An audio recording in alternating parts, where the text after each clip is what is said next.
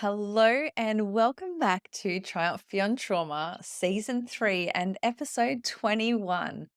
I was told by today's guest that there is only 1% of podcasts in the world that make it to 21 episodes and beyond that. So I'm pretty chuffed to be here in that 1%. I want to thank you all for listening to the first 2 seasons. The guests I've had on are nothing short of incredible, and the Season 3 lineup is looking pretty amazing as well.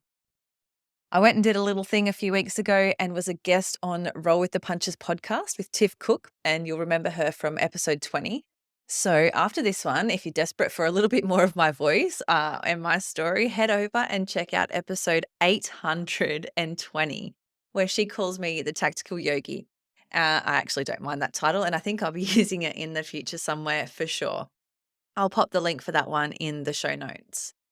Some pretty huge news for Tactical Yoga Australia. We've had our first person join our online program, the First Responder Mental Wellness Method, who's been able to have the program approved by their insurer. So the costs associated with joining the program have been reimbursed to them. I hope I'm not speaking out of school here, and I'm sure if I am that someone will be in touch with me. But this is actually pretty amazing, as some insurers can be quite rigid with what therapies, programs, and courses are approved. So to have someone be successful in being able to take part in my mental wellness program is wild to me. I'm so excited. So if you or someone you know is or has been thinking about trying something maybe a little different, or maybe it's not that different for you, but you want to be able to do a program in your own safe space, in your own time frame, then head over to tacticalyogaaustralia.com and check out the First Responder Mental Wellness Method. You can request a document there to share with your psychologist or GP to give them an idea of what the program's about, and then they can send their recommendation to your insurers. I truly hand on heart believe that this program is just an incredible way to empower yourself to embrace and improve your mental health and to be your own savior. It's so incredibly important to know that you are the only one that can do this sort of work for yourself. And this program truly supports you and your journey. Today's guest is the incredible Adam Blum. Adam had a troubled start to life. Born in 1992, he was plagued by health issues. As an infant and throughout his childhood, he endured a debilitating series of surgical procedures. His school years were a torture. Experiencing both health issues and ADHD, he faced constant bullying. His self-esteem was shattered under the weight of the relentless taunts and physical abuse of his peers.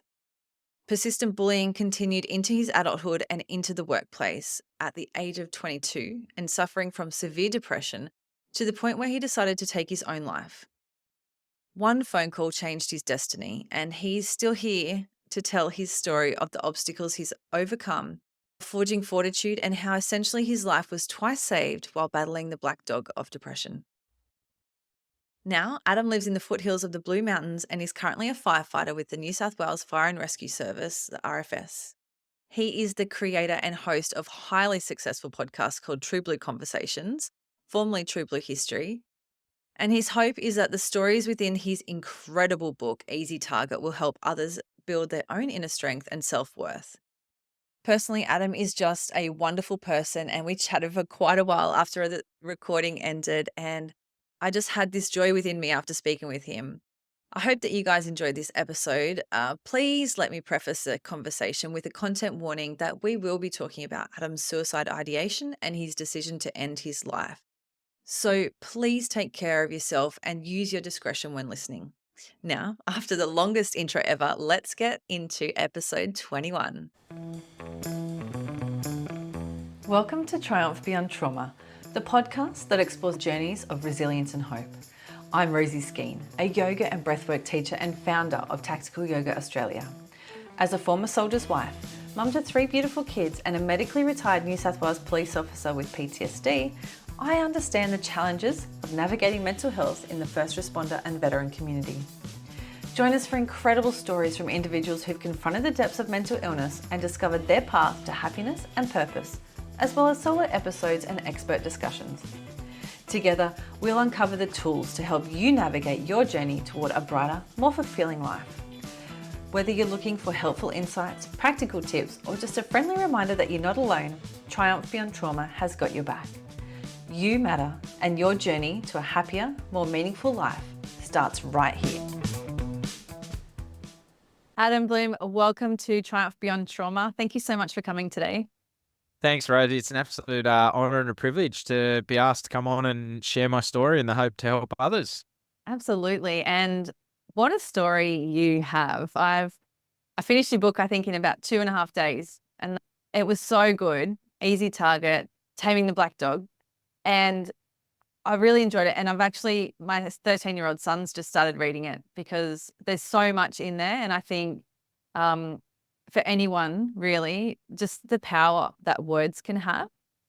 So, in that theme, I'd love for you to tell us a little bit about your story from wherever you'd like to start, but I'd love to hear a bit of your story. Yeah, so thanks, Rosie. The kind words, actually, and I hope your son gets something out of the book as well. It's written for everyone of all ages, and it's I like, yeah. If I pinch myself, it's like to where I was 10 years ago, where I wanted to end my life, to where I am now. If I had a crystal ball, and what would I say to that young Adam who was on the cliff and lost? I'd say, strap yourself in for a wild ride, a ride that you're going to learn so much about yourself, and it's a lot of self discovery, a lot of pain, a lot of suffering, and a lot of reflection. And I'm often asked now, with everything that I've been through in my life, would I change anything? And I say no. No, I wouldn't, because it's made me, all my struggles, everything where I've got to now it's made me who I am. And I'm often asked, did I want to kill myself that fateful day? And I'll get into that a little bit later down the track. But no, on reflection, 10 years on, no, I didn't. I just wanted the pain to stop. And so, yeah, just going back a little bit. So I had a pretty ordinary childhood, like from right up until the age of 6, when I was diagnosed with ADHD with learning difficulties. And I can actually say that word now. So it used to be a bit of a tongue twister for me. So, but yeah, in 2024, ADHD it's not as a big deal as it was 25 years ago. And so 25 years ago, I was ostracized straight away. I was told, by you're the naughty kid, go in the corner, by my teachers. I was told that I'd amount to nothing, by my Year 6 teacher. And I was bullied heavily by my peers, and because I was different. And Rosie, you can see me. I've got a red beard now, and I was a redhead with freckles. I was called a freckle-faced fart machine from Kmart. And I actually don't. I wrote that chapter in the book, but it makes no sense, like, because the Target had the dot on it, the red dot, and I didn't understand the whole Kmart thing. But anyway, I laugh at it now. But yeah, my childhood, pretty much after I was diagnosed with the ADHD, was really hard, and really it didn't get easier into high school. And as I said, my Year 6 teacher told me that I'd amount to nothing in life. And when you're 11 years old, and it's such a critical age to, the development of who you are as a young person, you believe that. And I started to believe that I would amount to nothing in life. And then I went into high school, and things just got worse. I was bullied. I was heavily bullied. I was told again that I'd amount to nothing. And I didn't have the intellect back then that I have now to understand that my self-esteem was just getting eaten away and eroded away to nothing. And I yeah, as I say, I didn't have the intellect to understand that, and I didn't have a resilient shield like I have today. And I was really struggling. And then that continued into my, like, early adolescence years. And I remember, as you read in the book, Rosie, there's a part where I was told by a girl at a bar that I was the ugliest person she'd ever seen in her life. And it's I don't care who you are, that has an effect on anybody. That has an effect on anybody. And 100%. I was, I was in the, yeah, I was in the hurt locker and I was really struggling and it was, yeah, just really hard. And then I went into the construction industry, and that fateful day in 2014 was my boss came up to me, Rosie, and said that he called me a liar, a bludger, and a thief, and three things. He attacked my integrity, and three things I'm not. And those three words they catastrophically broke my soul, and I was already in a dark place, and he just pushed me over the edge, and he even pushed his own son into a mental institution. So this is the type of person that we're dealing with. So yeah, it was really, really hard. Yeah, reading your book and those two things that those people said to you broke my heart. And like you said, as a teenager, your brain's not fully developed and you don't have that capacity to take a step back and have a look around and just go, okay, what's going on here? And now I'm sure you can see that, you know, those people obviously are projecting whatever's going on within them onto someone who you say like is an easy target. And it's so sad because it still happens. It does, and I was, yeah, as you say, that's why I called the book Easy Target, because it was, yeah, as you read in the book, I call the bullies cowards, and there was another word that I wanted to use, but the publishers told me to change it, so I had to change the word, and I had the same. It had a different meaning, but yeah, and it was really hard because they're cowards. They prey on people that are already vulnerable. They prey on them, and they, yeah, as I said, serial killers go to jail, but I guarantee you more bullies out there probably cause people to end their lives and they get away with it. So yeah, it was really, really a tough time going through my high school years into my early adult, and I think in my early adolescence too, I probably shared too much in that sense as well. I wanted to be I just want to be one of the boys, Rosie. So I shared things that I probably should have kept to myself, but I just want to fit in. I just want to be one of the boys. Yeah, and I think like reading your book, you can tell that you're a kind person, and I think people with kindness want to share things about themselves so they feel like other people will share with them as well, like you give permission to people and that's how you form relationships. And I think, I'm probably a little bit the same, that I overshare sometimes. I don't know, I don't know why I do it, but I do. But I think it is, a reflection of who you are on the inside is, you want to open that doors to allow other people to be able to do the same. That's what I Absolutely. think anyway. I agree with you 100%. And I think oversharing has got me in trouble a lot over the years and probably like you, I did overshare things because I know what it's like to be the person who's alone, and to make it that, I've got to get everyone to like me. If I'm, if I share this, they'll like me. And now I've realized with a lot of the inner work that I've done on myself over the years is that I treat people the way they treat me. If they treat me with respect, I'll treat them with respect. If they don't treat me with respect, then they'll see a whole different person and a whole different side. And it doesn't cost anything to be kind to people. And I think that's where I've learned a lot about. But I very much protect myself now. And you're right, is that I do care. I probably overcare too. I care too much for people, but I think for me now, I'm very guarded in who I let into my inner circle, and but it's a lesson that I've had to learn the hard way, as you probably have too. Yeah, absolutely. Setting boundaries is something that was really difficult for me. But I've became, and I I know you have too, good at cutting people out of your life that are toxic, that don't support you, because it's poisonous, isn't it? Like having people like that around you, and they say that you're the sum of the 5 people that you spend the most time with. So if 1 or 2 of those people is toxic and poisonous to you, then of course it's going to rub off on you.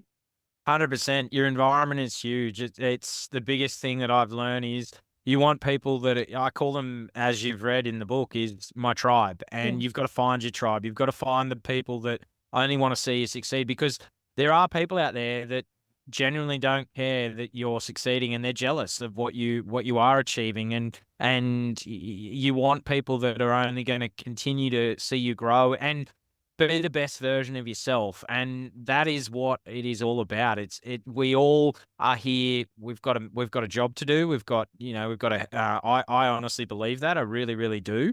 And surround yourself with the type of people that are only going to bring you up. And there's an old saying that if you hang around 5 millionaires, you'll become the sixth. If you hang around a barber shop long enough, you're going to get a haircut. So, environment's everything. It is absolutely everything. And, if you are in a bad environment, change it, get out of it, change it, and make the change. And change is never easy. It's uncomfortable. And, like I've reinvented myself, like, from that day of, standing on the edge of the cliff, being a broken soul, to the version of Adam 2.0 who you see talking to you today. And it's taken a lot of hard work. It's taken years of psychologists. It's taken years of learning from my mistakes, and, learning from my failures. And like, if you're not failing at something, you're not trying. And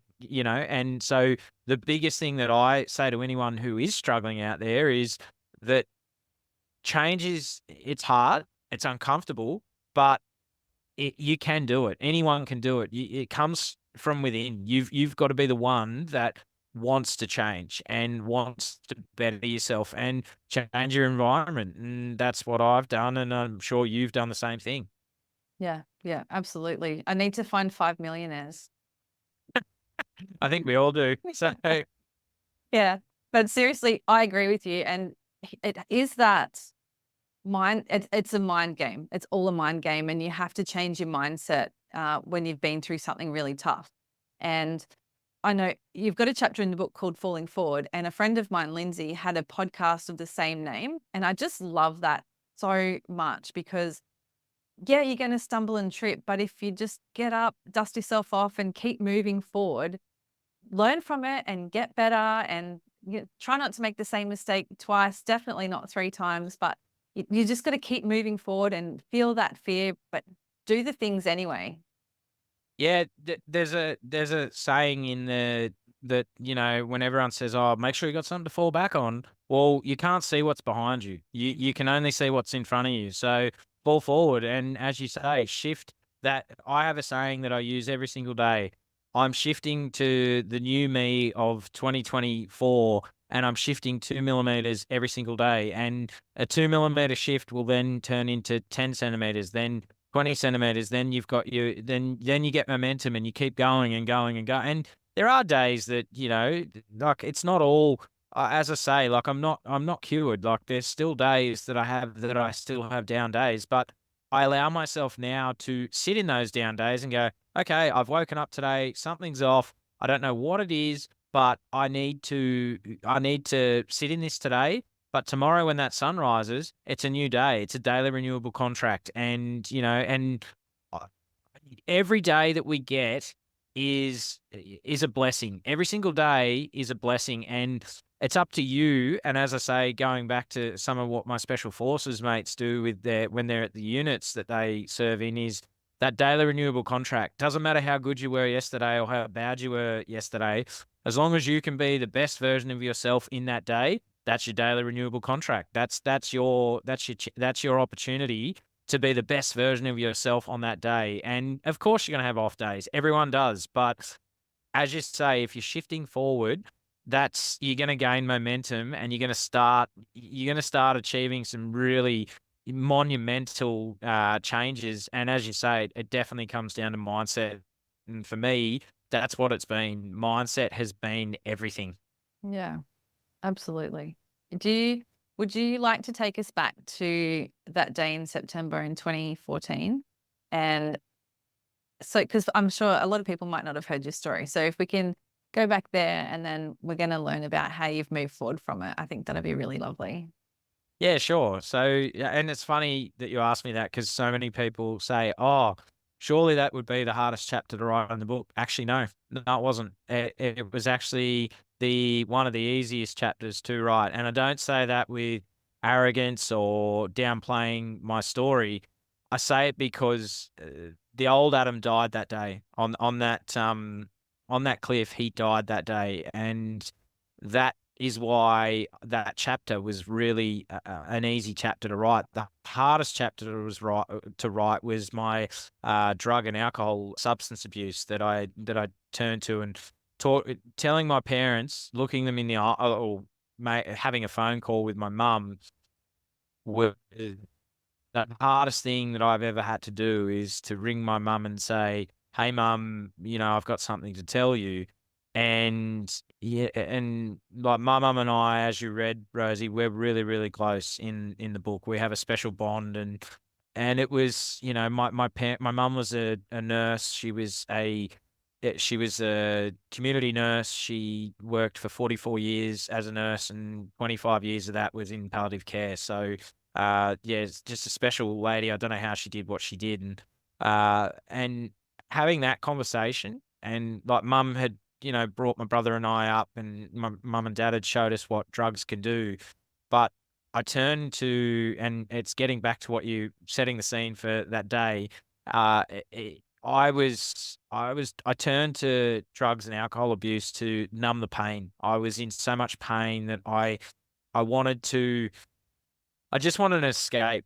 I needed to get out of that escape and of the pain, and it was great. Like, for a while there, the alcohol was what I needed, and then when that didn't keep up, I was like, I need the next rush. What's the next rush? I need something else. And I was, I didn't do any hard drugs, but I did do, party drugs, and I looking back now, yeah, I'm ashamed of what I did, but I understand that it's all part of, it's all part of the journey. It's all part of growing. It's all part of learning who you are, and the good thing is, I beat I beat that addiction as well. So, and I was sliding. So, and telling my mum that, and at 30 years old, saying, "Hey, mum, this is, I know you brought us up to know what drugs do and how bad they are. Well, this is what I did." And to hear my mum say, "Adam, why couldn't you tell me this?" And I said, "Mum, how do I have this conversation with you in my 20s? Like, how do what do I do it at a kitchen table, or do I, how to, intellectually and maturity wise, I didn't know how to attack that conversation. So I had to, when I felt comfortable and ready, and it was only through the help of a few friends of mine and family that said, "No, you need to write this chat," because I was going to leave it out of the book. And I said, like, I was too ashamed of what my parents would think of me. And then finally I wrote that chapter in, and that was the hardest chapter, but it all led me to that fateful day. I was sliding, and I was 140 kilos at that point. So I'd put on a lot of weight, and I was in such a dark place, and I was 22 years old. I was in the construction industry, as I said, and I was shoveling curb and gutter, and I'd stopped to have a drink of water. And our boss used to, every day, he had trust issues, and he used to drive on site. And every single day, he'd park up, and he'd try and hide from all of us, and try and park up in a corner and just watch us work. And I'd seen him come on site, and I'd seen him park up, and he could see that I was on the shovel, and he could see that I was shoveling the road base off the gutter. And then I stopped. It was, pretty hot day, and I needed a drink. So I stopped and had a drink, and then that was the moment that he came screaming up in his Mercedes full drive, and opened the door, jumped out, and saliva just spitting out of his mouth and calling me he called me a liar, a bludger, and a thief. And then he just said, "It's an absolute honor and a privilege to work for me, and you're a bludger, and why the hell don't you you should be working." And I was in shock, like, I just got ambushed, and I didn't say anything, and then he got back, and he said I was and then he said, "You're a waste of space," and then, I he drove away, and I just was like, 22, like, you're still a kid, like, really, you're a kid, like, you don't know how to deal with that sort of thing, and it'd be different now, like, 10 years on, I'd give him what for now, like, I absolutely would give it back, but back then, I was still a kid, and I mean that in, your early 20s, you're still a kid, and I started to think then that, a few people and especially in construction, a few people had already said to me that, you're such a waste of space, why are you even here? Like, you're a no-hoper and, why don't you do yourself a favor and do the world a favor and, end your life? And like, I started to believe that, Rosie, and then when the boss said what he said, I actually thought, "Well, they're right. If anything, that the whole world thinks that." And we talk about in mental health, we talk about the mental fog, and I had mental fog, and I was that moment that I decided to end my life, the fog actually lifted, and I was crystal clear on what I was about to do that afternoon, and I parked up at 3 o'clock. I didn't say goodbye to anyone, didn't just park the truck up, and I drove in complete silence, and I drove past my home, and I was crystal clear on what I was going to do. I drove up to the lookout, and it was a dark, gloomy afternoon, up in the mountains, and because I was working down in the city, and it was a dark, gloomy afternoon, and no one was around at this lookout, on that fateful day. And I pulled up, I got out of the car, I put my wallet and my keys on the bonnet of my car, and I was at total peace, total peace. I had no guilt. I was just it was like a peace that I'd never experienced before. And as I walked up to the cliff, I looked out to the mountains, and the drop is steep. Like, there was no way I was coming back. There was just no way that I was gonna come back from this. And I looked out to the mountains for one final time, and I I had my phone in my pocket, and as I tell you the next part, it'll actually make sense of that. So as I was about to throw myself off, so I looked out, and the clouds parted, the sun shone on me, and my late nana, who's my guardian angel, and she sits on my left shoulder every single day. I know she's with me, and she spoke to me, and she said, "Adam, stop, step back, pick up the phone, and make a call." And it was that moment of clarity that it stopped me in my tracks to then actually pick up the phone and make a phone call to a friend, and I've since become very, very faithful, and I know that that was the hand of God that day, and hearing my nana's voice, and I picked up the phone, I rang a friend, and he spoke to me for 4.5 hours, and he talked me down, and he said, "Bloom dog, how are you, mate?" And I said, "Mate, I'm not good. I'm about to end my life." And he could tell in the seriousness of my voice that I was serious about this wasn't attention seeking. I was 100% serious about what I was going to do. And then I remember the start of the conversation. I don't remember much of the middle, and I remember the end. And he asked me, he said, "Where are you?" I said, "I'm not telling you." And he said, "Do you promise me that you'll go and get help?" and I made a promise that I would go and get help, and then I went home, and I didn't tell my parents or my brother what had just happened. I didn't go to work the next day. I didn't care if I lost my job or I didn't really care about the boss at that point in my at all. And then I went to the doctors and I told them what had happened, and I told them where what I'd done the night before, and that I was still very much thinking of ending my life. And they said, "Okay, we need to get you to do the mental health assessment." So I did. I did the mental health assessment, and I scored off the charts with severe depression and severe anxiety. And they put me on medication. They said, we need to get you into a counselor." And I I say this, Rosie, as it's finding the right psychologist, psychiatrist, counselor is like speed dating. You go, "Oh, we might no, you're not. You look good for me." "Oh, no, you're not good for me." "Oh, we might." And then you find one that go, "Actually, we might have a coffee date." And then you sit down and you start to talk. And my first counselor just really ticked boxes.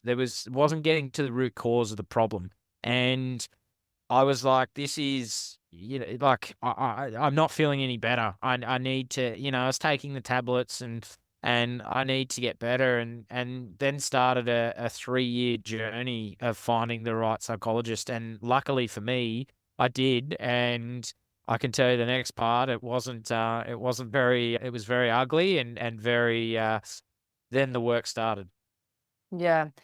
3 years. I I was having a conversation with a friend of mine yesterday, um, who's just started seeing a psychologist, and they're happy with their psychologist, straight up. And I said, "That is like, that's a gift." And I was lucky like that as well, because mine's, of course, mine's the best. Everyone, when they've got the one they don't like, theirs is the best, but mine is actually the best. Um, but that is such a gift that we had that. But to go for 3 years, like, after, I don't know how many you went through, but after 1 or 2, like, it can be so deflating, I'm sure, to not have a person that you can really connect with, because you're never going to get into that root cause of what's going on if you're not comfortable with the person.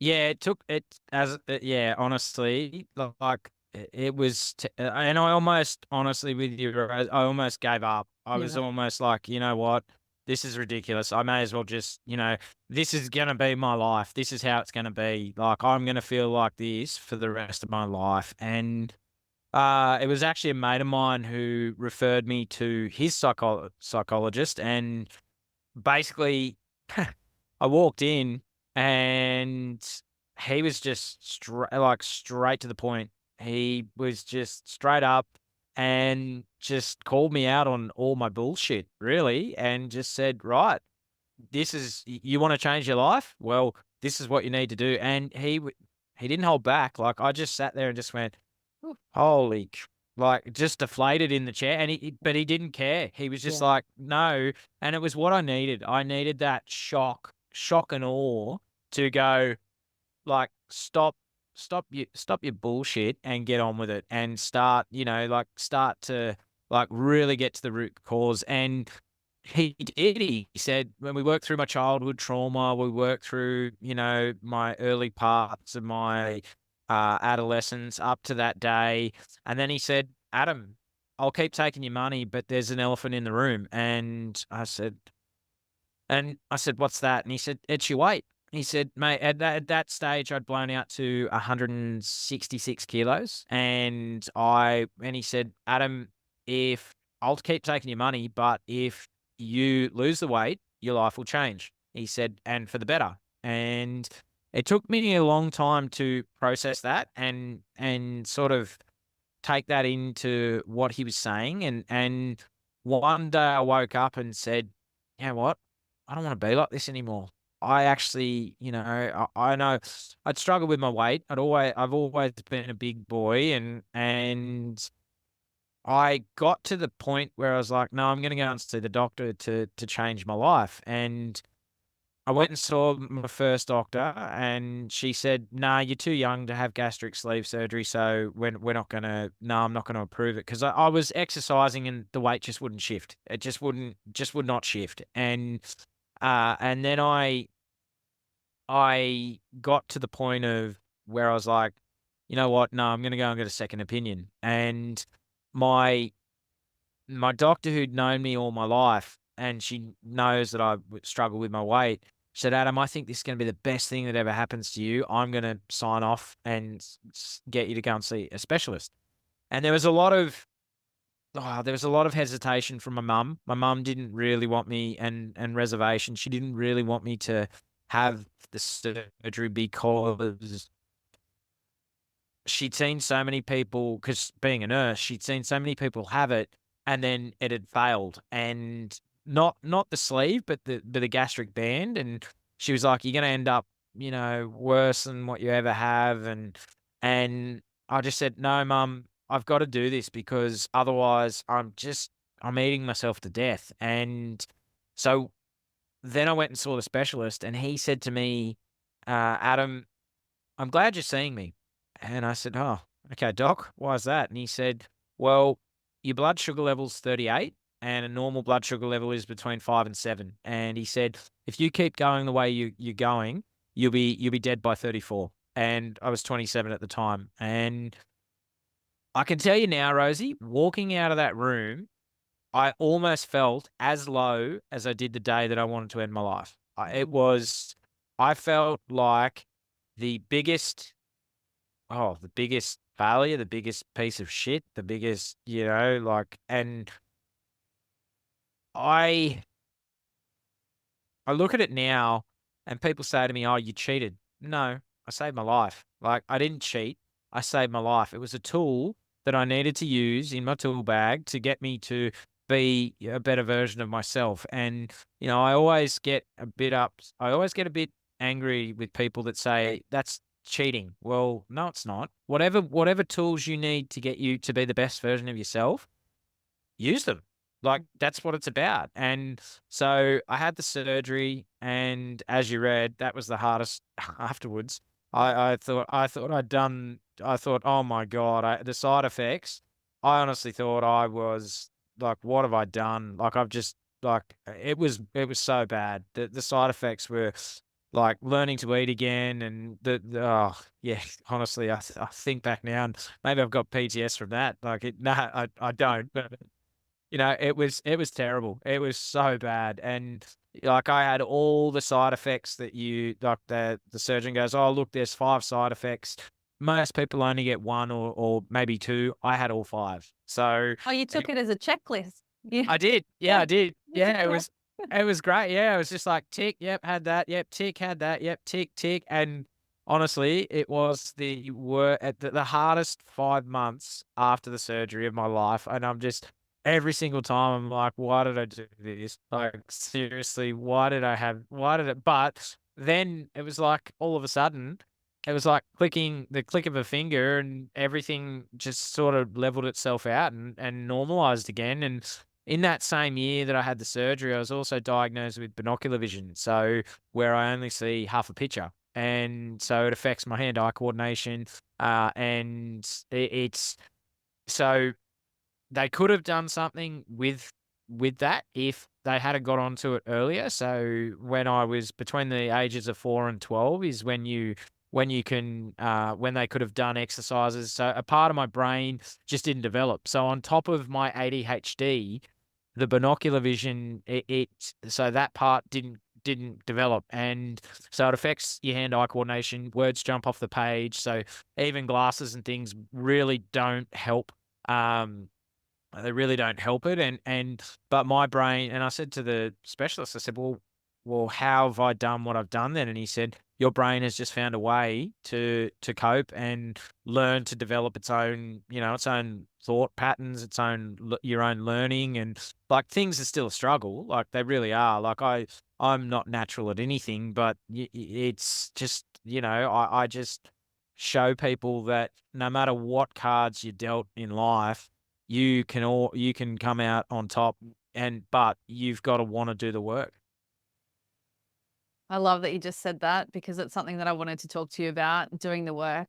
No one no one else, and I have this conversation with my husband all the time, because I try and promote, mental health literacy and looking after yourself and getting on top of it before it gets on top of you and all of those things. But I can talk till I'm blue in the face and so can everyone else. But unless you're willing to get in and do that bloody work, it's never going to change.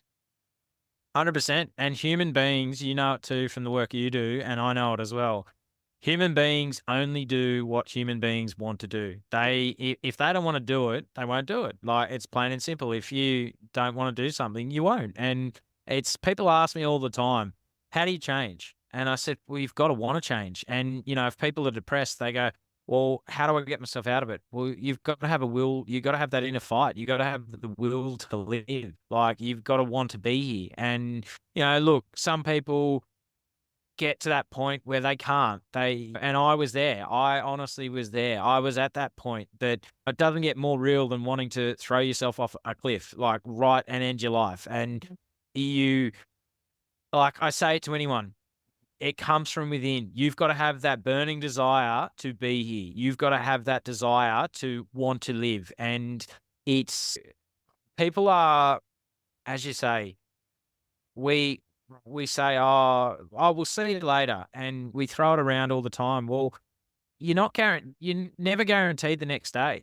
Like, that's the thing. Like, when we go to bed of a night, and this is where gratitude and gratefulness comes in, because I use it all the time now. Is I pray every morning and I pray every night, and I'm grateful for what I've got and the things that have happened in my life, and I'm because there are days that we never know when our number's up. And, like, so do the work, get in, do the work, and try and be the best version of yourself. That's what it comes down to, Rosie. That's it. That's what it is.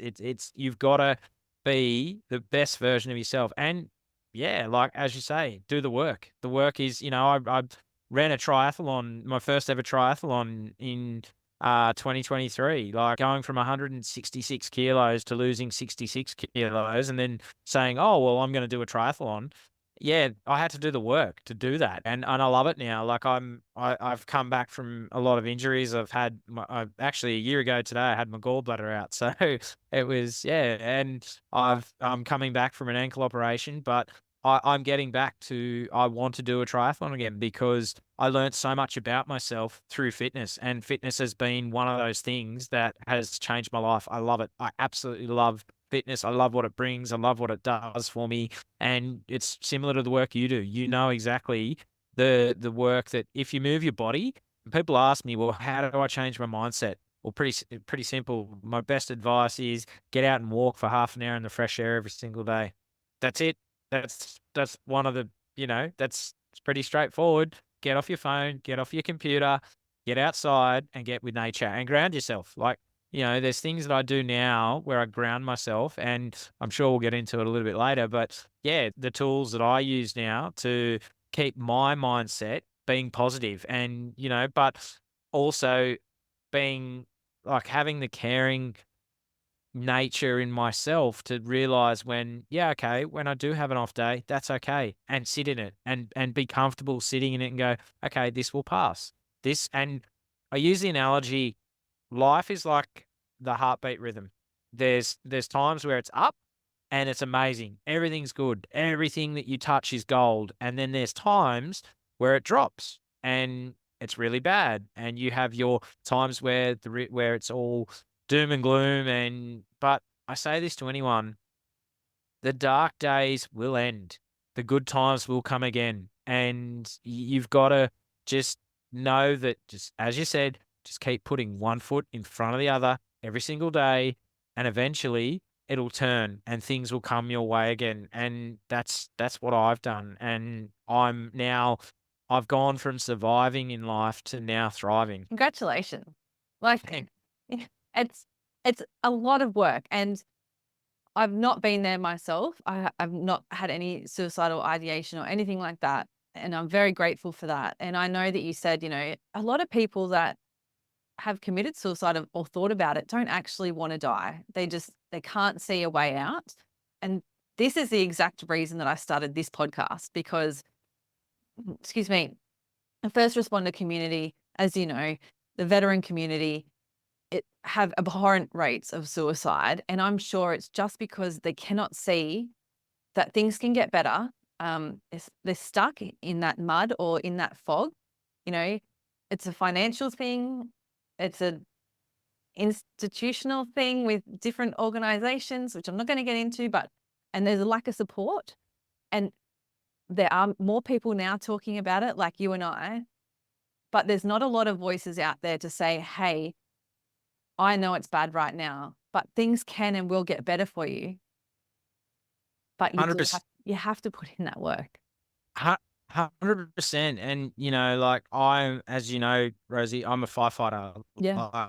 And there's trauma that we see that you can't unsee. And it's how you deal with it. And every individual is different in how they deal with their own trauma. And, like my trauma is different to somebody else's trauma, but trauma's trauma. And there's no rule book on saying that you ever get over trauma. You don't. You'll never get over that trauma, but you just learn to cope with it and you learn to deal with it. And there's different ways and different techniques and strategies that you can put in place to help you get through that trauma. And, as I say, like, yeah, I'm so glad that you've started this podcast and it's similar to my podcast as well.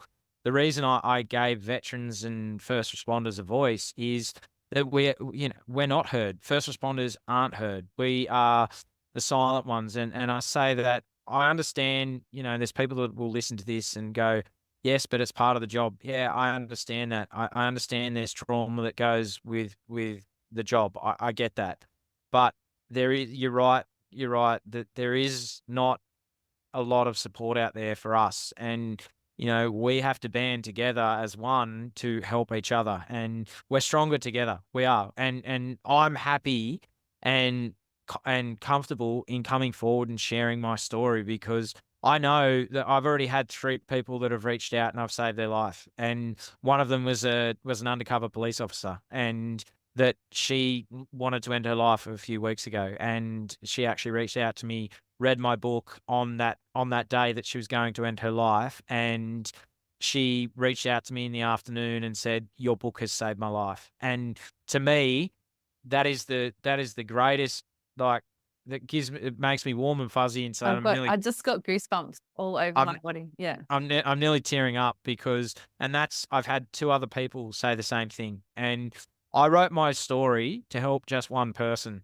I've now helped 3, and there'll be hundreds, maybe thousands of other people who read this book that I might never know, that they won't reach out, but I wrote it to help one person, and that's why, as you say, I'm in this space. I'm active in this space of mental health and an advocate because I care. Like you, I care, and I want to help get those statistics off the wall. I don't.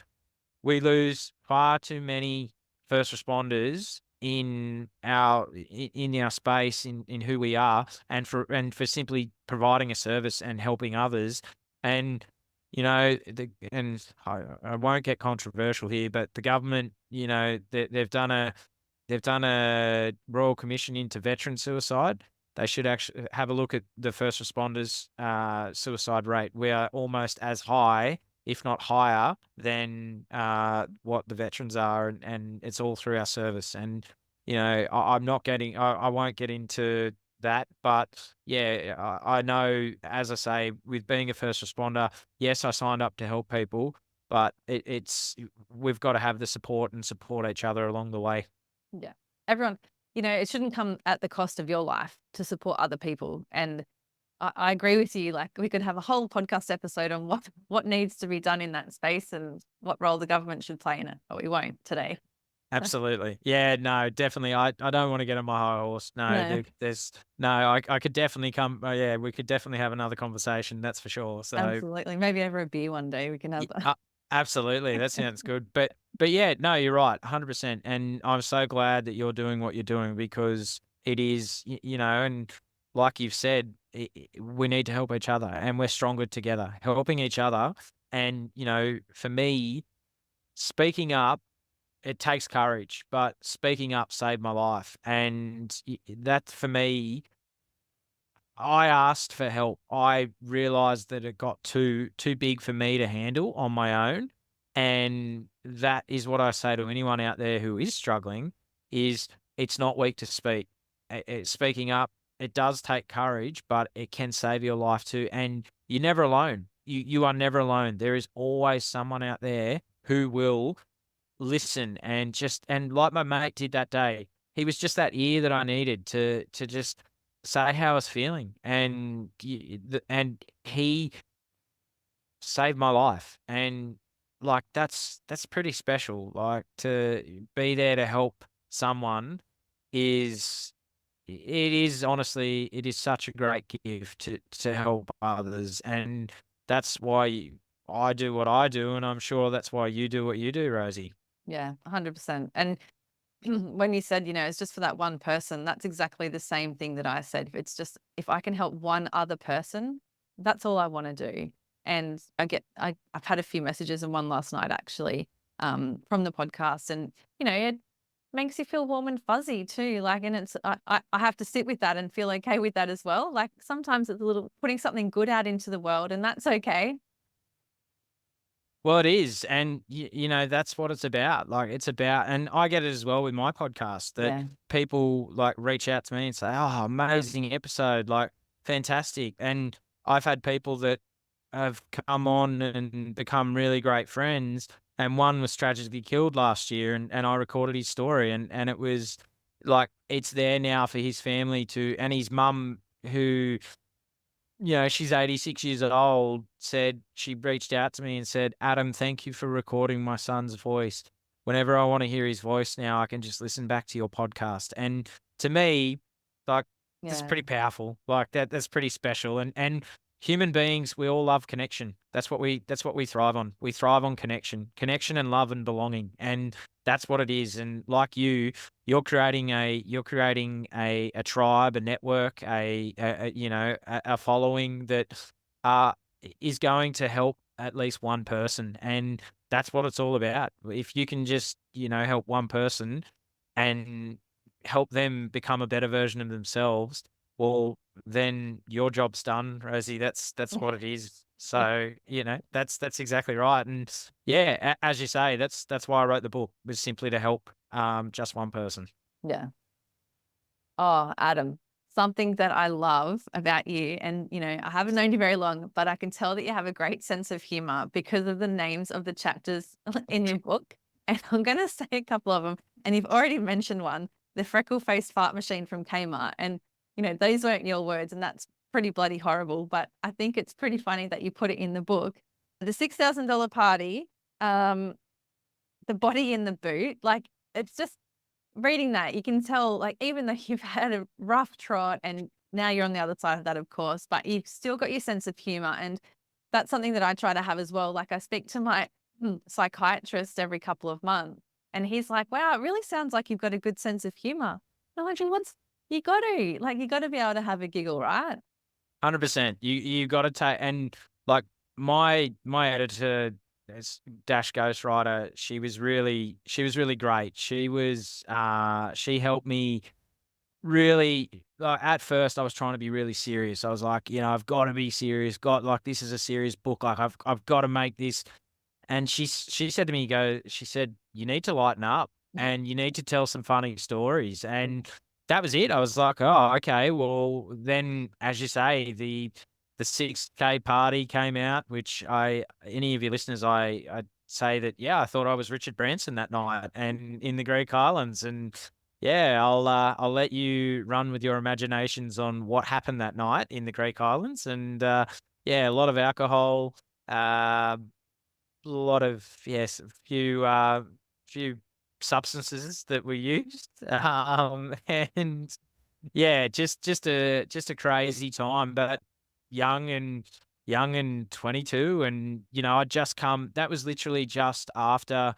So that was about 6 months after my suicide attempt. So I was I was still trying to find who I was, and I thought that was, I was chasing a high, and yeah, I got it. I had a high, that was for sure. But it was, yeah, and like the body in the boot, yeah, it was funny, like because my family come from South Australia, and going in, everyone knows you got the fruit police. So, and he asked us if we had any fruit in the car, and I said no, but I got a body in the boot, and just sarcastically, like that was as sarcastic as I said it, and he goes, um, I think I'll go and check the boot anyway, just if you've got any fruit. And I said, sure, get off you go, and pop the boot.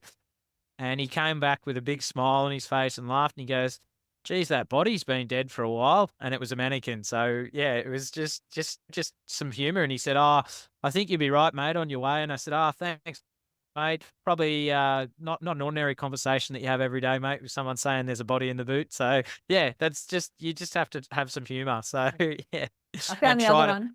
Oh, You did are you? what you eat, and I was a donut, and I thought that was so funny because I felt like a donut before too. So I'm like, I had a giggle for sure.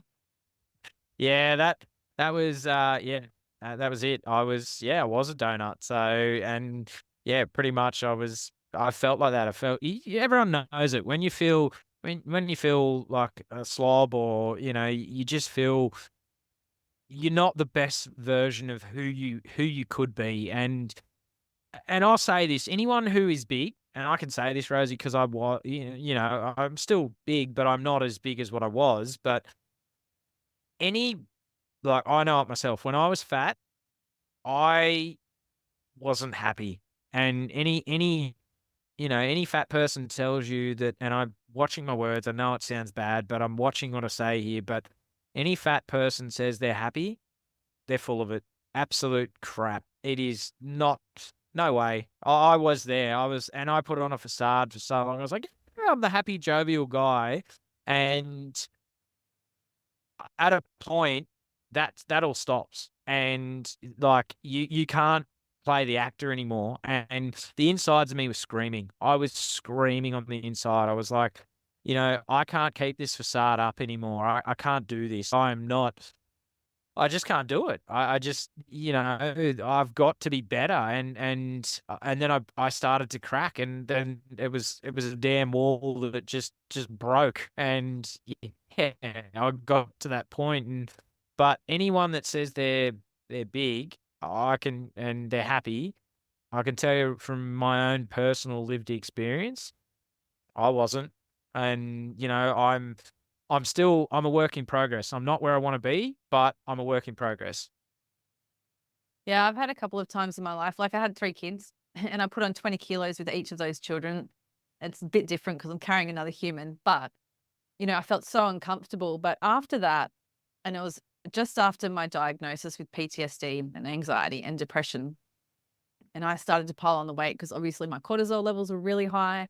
I wasn't paying attention to really what was going into my body. I was sedentary almost, doing the bare minimum. And I was over 15 kilos overweight, and I'm a small person generally. I'm very short. I And can I can 15, s- I can see ya. Yeah. I'm short.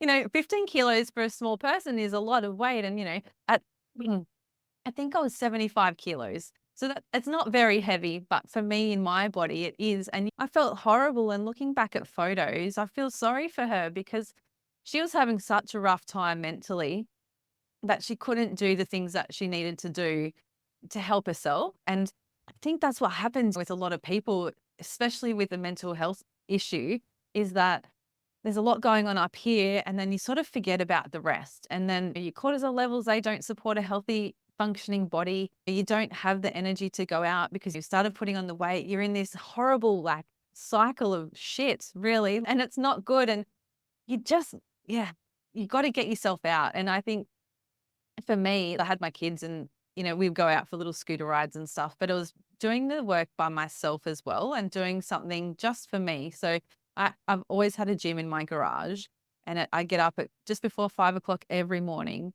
And beforehand though, I wouldn't set a time. So I just go, okay, when I've got time today, I'll go and do it. But then setting that time every single day, okay, 5 o'clock, it's before everyone in the house gets up, and I'm going to work on myself before I do anything else for that day.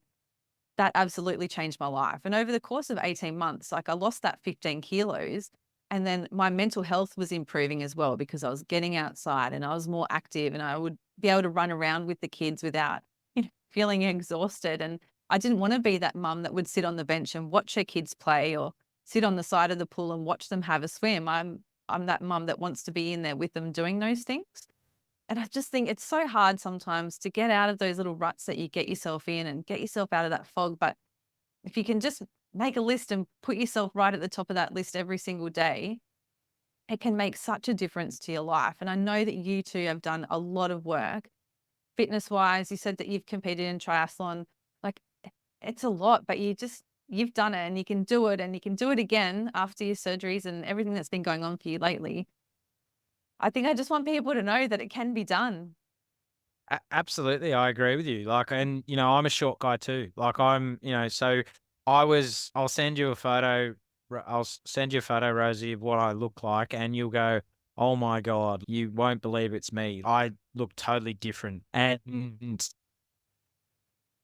you're right. The mind will give up. Uh, our bodies give up long before our minds. And we can, if you set a goal and you set it and you stick to it, you can achieve it. I did a triathlon like me. I did a triathlon. Like I'm not a natural gifted sportsman at all. Like really, I'm not. And like for me to do it, if I can do it, anyone can do it. And the same as writing a book. It comes down to that as well. Like I was told I'd amount to nothing. I barely passed year 12 English and I've just published a book. Like you can do it. You've just got to want to do it. And it comes back to as you say, do the work, and it comes back to the want. You've got to want to do it. If you want to do it, you'll do it. If you Yeah. don't, you don't. And like people ask me all the time, how do you write a book? Well, you've got to be disciplined. You've got to sit. And I treated it like my fitness. I treated it like every single day I sat down and went, I'm going to write 500 words a day. And like that might not seem, people go, 500 words. But there were some days where I wouldn't get 500 words. I'd only get 250. And throughout the writing process and the journey was what I learned was I just needed to be kind to myself, and I needed to be able to just on the days where it flowed and I'd get thousands of words, I was like, "Yes, this is amazing." Like, "Yep, keep going." Then there was other days where I'd get 250 and I'd close the laptop and go, "Not today." And I just got I just got conditioned to, okay, every day you're gonna sit down and you're gonna write. And eventually 250 words, 500 words, a couple of thousand words, then at the end, there's a book. You just gotta be disciplined in what you need, and there was things that I missed. It took me 3 years to write the book. There was things I missed. I missed social events. There was certain things that I missed, but I knew for me, the why was pulling me so much, and that I was so focused on getting this book out, and there was times that I didn't think it was gonna happen, and I would go back to my tribe. I would talk to my tribe. I would say to them, "This is not gonna happen." Like, it's not gonna happen. It's just not gonna happen. And they just kept saying, "Yes, it is. Just keep believing, keep working, keep going." And that's it. That's what I did. I kept working, kept believing, and then eventually in March this year, my book was published. Yeah, it's a beautiful book. And like I said at the top of the show, I really enjoyed reading it. I couldn't put it down. And it's not often that I do. And it's especially good because I actually read the book and didn't listen to an audiobook or anything like that. And with my PTSD, I find it really hard to read a lot of text. That's how good this book is. I absolutely couldn't put it down. I've recommended to my son, and he's a 13-year-old boy. So he's reading it and he's loving it too. Um, I think it's amazing. Congratulations on Thank writing you. it, and I have not written a book. It's something that's on my list one day, so I know it's taken a lot to get there, and 3 years is a long time but it's worth it because now it's in the hands of people that are getting real benefits from it. You've literally saving lives from the work that you've put in, and thank you so much for that. Thank you. No, thank you. And as I say, like you having me on has been awesome. And like as I say, first responders out there, that trauma.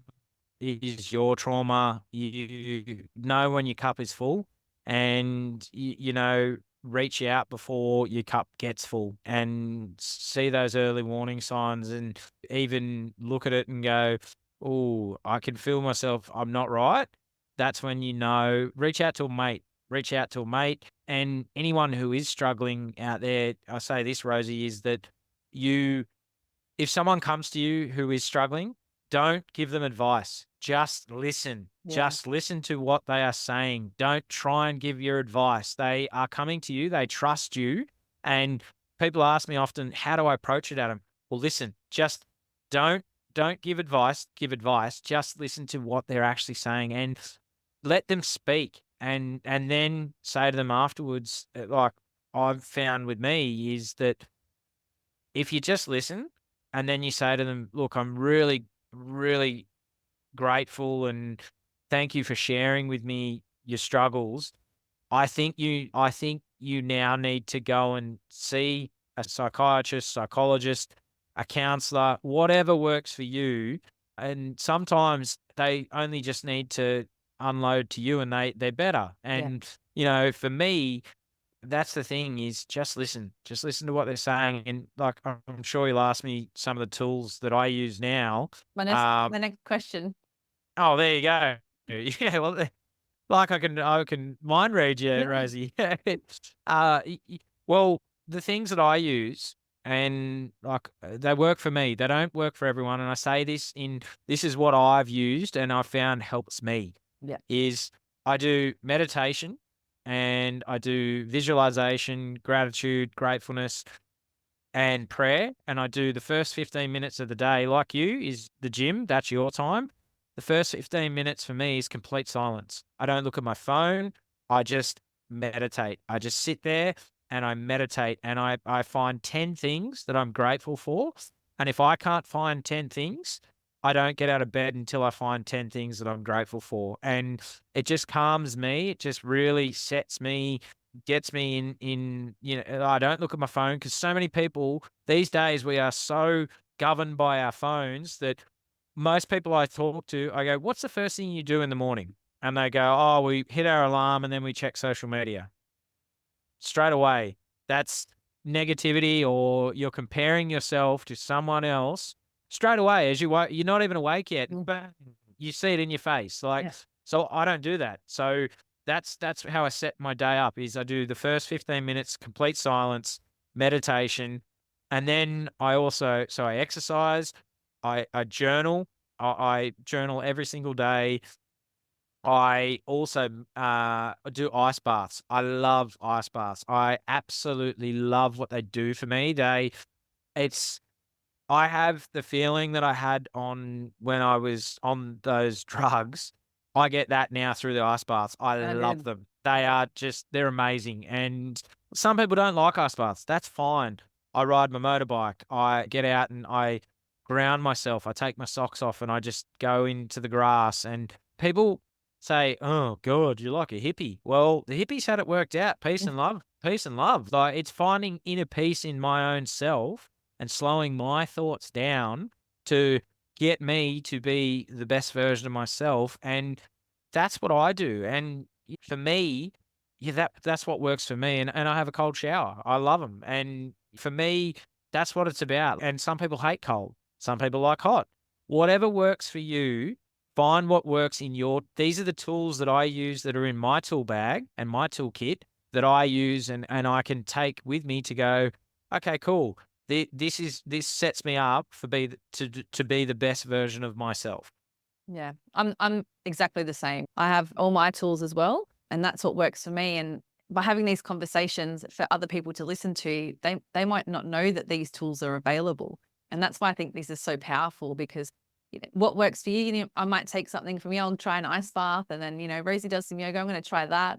And you can employ it at different times, and different times of how you're feeling and what the mood's like and what the weather's like. But you have to know that they're available, right? Absolutely. Yeah. Yeah, and find what works for you. Some people like riding mountain bikes. Okay, go and ride it. Or some people like hiking. like, find what works for you. Or these are the things that I found, and I might have to come and do a yoga session with you because I've never done yoga, so I might actually have to do that. So Sure. yeah, but it's like I'm, and I've also had, I'm very curious in, like, since the change in my mindset and my growth over the last 10 years. I actually got into some horse therapy as well. And so I did that with a really good friend of mine. And she, at a time when I was really low last year after my operations, after the loss of my friend I was really close to him, she recommended that I come out and just spend 2 hours with the horse. And I was petrified, Rosie. I was petrified of this horse when I first went in. By the end of it, I'm going in and kissing the horse, and, like, honestly, it was amazing. And horse therapy is just, it was the best thing. Like, Tino was such a beautiful boy, and like, I was so nervous, but by the end of it, my confidence had grown because I was like, "Yeah, this is amazing." Like, I actually get to work with a horse, and they they go off you. So animals, that they go off how your vibration is, and I'm right into my vibrations and frequencies and all that now. And if you're uptight, they're uptight. If you're relaxed, and when you're with the horse, you can't switch off. You have to be, like, everything else is away. Whatever thoughts you have, you are there just with the horse. And so, yeah, I started to do that as well. Like, and these are the things, like, I've got curious in what makes me the best version of myself, and, find what tools work for you. And that's, you have as well, Rosie. Find what works for you. Yeah, absolutely. I usually finish, I haven't done it for a couple of times and I don't know why, but I like to finish with something. If someone's having a rough day today, and I'm sure you've got something, what is that one piece of advice that you can give to give them that little bit of hope? Know that you are going to, the bad time is going to pass, and just get up, put one foot in front of the other, have that inner fight, and know that, like, to age is a blessing. To age is a privilege, and life is short. We are here for such a short time. Just embrace the suck, and embrace, it's shit now, but there are more beautiful days ahead. And yeah, it's hard now, but for me, the good days outweigh the bad days now. I have more good days than I have bad days, and you will too. So if I can give any advice, Rosie, is just be comfortable getting uncomfortable in your shit, and know that the good times are going to come again, and take action. Yeah. That's You've it. gotta you've Take gotta action. take that action and do something, right? 100%. You want to change? Make it happen. That's it. Fall down 7 times, get up 8. I love that so much. Adam Blum, thank you so much for joining me today. I am going to link to your podcast, which is now called True Blue Conversations. You've had a name change. Yep. It's an amazing podcast, and after people listen to this episode, you should jump over there and listen to Adam's podcast. It's fantastic. You can pick up your book in all good bookshops. Yeah, so Dimmicks, QBD, it's online, Amazon. It's everywhere. And if you do read it, please leave a review because it helps to spread the word to others. So yes, if you could do that, that would be amazing. Yeah, 100%. Like I said, I'm going to link to everything in the show notes so people can find you and the book and the podcast. It's been such a pleasure to talk to you today. I'm so thrilled to have met you and to be able to have this conversation with someone that's so like-minded. So thank you so much. No, thank you, and thank you for the opportunity. It's been an absolute honor and a privilege to come on, and I just hope that someone takes something away from me sharing my story. And hope equals help one person each day.